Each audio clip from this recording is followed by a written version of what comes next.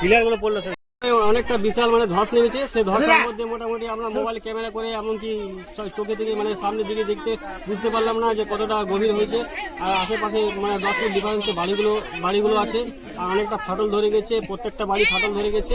আর এই মুহূর্তে প্রায় অনেকটা ধস নামলো ভিতর, সেটা মানে বুঝতে পারা যাচ্ছে না। গোটা গ্রামবাসী এখানে প্রস্তুত হয়েছে এই ধসটা চোখে দেখিতে, এবং চোখে মানে প্রমাণ পেলো যে এই মুহূর্তে এখন একটা ধস নেমেছে, এবং খুব আতঙ্কেতে বসবাস করছে আশেপাশে মানে সামনের বাড়িগুলো।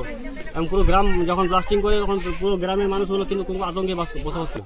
কালকে রাতে এখানে যারা মানে 10 ফুট ডিফারেন্সে যাদের ধসটা নেমেছে তাদের বাড়ির লোকগুলো প্রায় মোটামুটি অন্য বাড়ি সাইডে হতে হয়েছে তাদেরকে, মানে এখান থেকে তাদেরকে সাইড হতে হয়েছে। পুরো মানে বিরাট আতঙ্ক, আশেপাশে বাড়িগুলো ফেটে কোন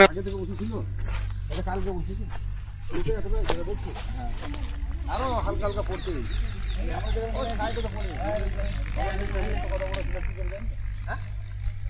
ওরা হতে পারে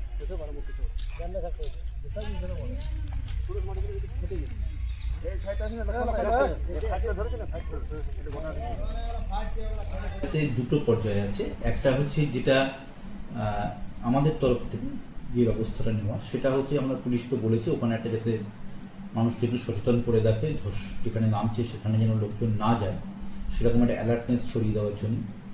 দ্বিতীয় যেটা আছে সেটা হচ্ছে মেনলি জমিটা ইসিএল এর জন্য ওই জায়গাটা, এবং ইসিএল ওখানে একটা খনিও তৈরি হচ্ছে আপনারা জানেন। তো ইসিএলকে আমি রিকোয়েস্ট করেছি অলরেডি ওখানে যাওয়ার জন্য, এবং ওখানে জায়গাটাকে যাতে ফিল আপ করা বা যেটা ইসিএল এর মানে ইঞ্জিনিয়ার সাহেবরা ঠিক মনে করবেন সেইভাবে প্রোটেক্টিভ ব্যবস্থা নেওয়ার জন্য।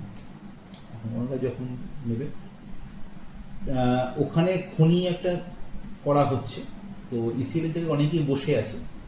আমাদের তরফ থেকে আমরা উদ্যোগ নিয়েছি অলরেডি, এবার ইসিএল তাদেরকে কি ক্ষতিপূরণ দেবে কি দেবে না সেটা ইসিএল এর ব্যাপার, তো ইসিএল সেটা বলতে পারবে ওদের কি আছে। এক্ষেত্রে ওরা আমাদেরকে সেভাবে মানে অফিসিয়ালি কোনো ইন্টিমেট করে না আর কি। আচ্ছা, ওরা ওদের মতো করে ওদের নিয়ম মেনে ওরা কাজ করে।